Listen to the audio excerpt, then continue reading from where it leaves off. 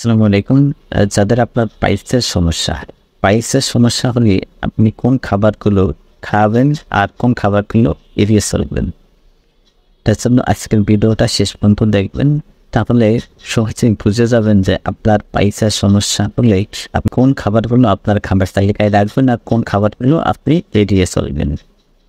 যাদের আপনার পাইলসের সমস্যা অথবা পাইলসের সমস্যা না, তারা আপনার বিশেষ করে যে গরুর মাংস, খাসির মাংস অথবা লাল যে মাংসগুলো আছে, এই মাংসগুলো আপনার এড়িয়ে চলার চেষ্টা করবেন। প্রয়োজনে আপনার সীমিত খাওয়ার চেষ্টা করবেন, অথবা আপনার চর্বিযুক্ত যে মাংসগুলো আছে, কারণ এখানে আপনার ফাইবার সীমিত থাকে। ফলে আপনার দেখা যাচ্ছে আপনার কোষ্ঠকাঠিন্য সমস্যা দেখা দিতে পারে, আপনার হজম শক্তি কমে যেতে পারে। ফলে আপনার দেশে আপনার টয়লেটটা কষা হতে পারে। আর আপনার টয়লেট কষা যদি আপনি দীর্ঘদিনই সমস্যা থাকে, একসময় দেখা যাবে যে আপনার পাইলস সমস্যা দেখা দিতে পারে। আর যাদের পাইলস আছে তারা তো সম্পূর্ণরূপেই আপনার এই লাল মাংস, গরুর মাংস অথবা চর্বিযুক্ত যে মাংসগুলো আছে সম্পূর্ণ এড়িয়ে চলার চেষ্টা করবেন। তা না হলে আপনার এটা আস্তে আস্তে আপনার খুব মারাত্মক পর্যায়ে চলে যাবে। দেখা যাচ্ছে সেই সময় আপনার অপারেশন করতে হতে পারে। তেলে ভাজা বা তেলে ডুবা যে খাবারগুলো হয়, সেই খাবারগুলো সম্পূর্ণরূপে এড়িয়ে চলবেন।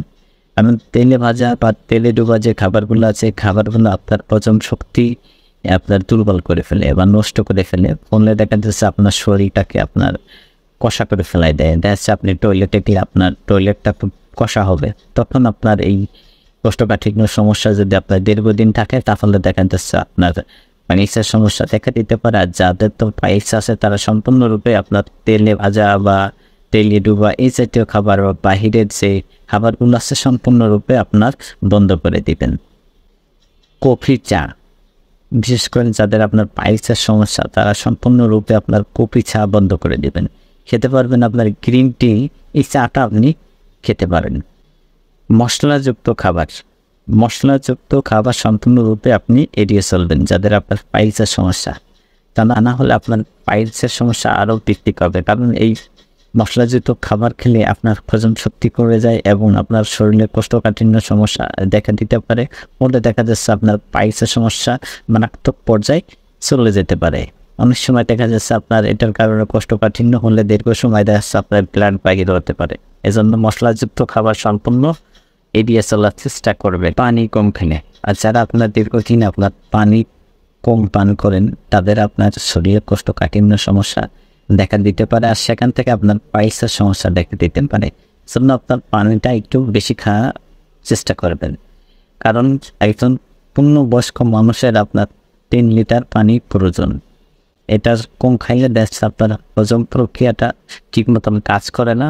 ফলে দেখা যাচ্ছে আপনার হজম শক্তি দুর্বল হয়ে যায়। ফলে আপনার শরীরে কোষ্ঠকাঠিন্য সমস্যা দেখা দিতে পারে। ফলে আপনার পাইলসের সমস্যা দেখা দিতে পারে। আর যাদের পাইলসের সমস্যা তারা তো আপনার প্রচুর পরিমাণে পানি পান করার চেষ্টা করবেন।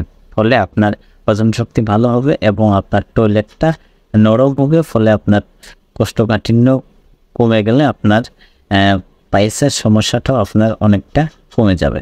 পাইলসের সমস্যাটাও আপনার অনেকটা নিয়ন্ত্রণে থাকবে। বিশেষ করে আপনার ফাইবারযুক্ত যে খাবারগুলা, যা আঁশযুক্ত যে খাবারগুলা, এই খাবারগুলো আপনার খাবার তালিকায় রাখবেন।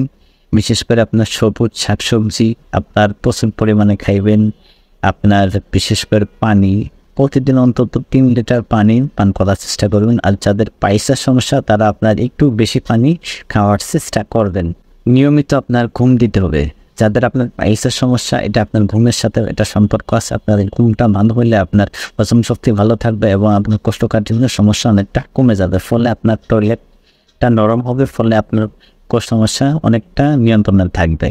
আপনি ঘুম যদি এলোমেন্টে দেন তাহলে আপনার পাইলসের সমস্যা বেড়ে যাবে। এই জন্য আপনার ঘুমটা আপনার ক্লিয়ার দিতে হবে। কিন্তু অন্তত আপনার 30 থেকে 40 মিনিট যদি ব্যায়াম করেন, ফলে আপনার পাইলসের নিজের সমস্যাটা সেটা আপনার নিয়ন্ত্রণে থাকবে এবং আপনার কোষ্ঠকাঠিন্য সমস্যা অনেকটা কমে যাবে। এজন্য আপনার ব্যায়াম করার চেষ্টা করবেন। অবশ্যই ভিডিওটা শেয়ার করে দিবেন যাতে অন্য কেউ দেখে উপকৃত হতে পারে। আর যারা নতুন অবশ্যই পেজটা ফলো দিয়ে সাথে থাকবেন। আর যারা ইউটিউবতে দেখছেন অবশ্যই চ্যানেলটা সাবস্ক্রাইব করে সাথে থাকবেন।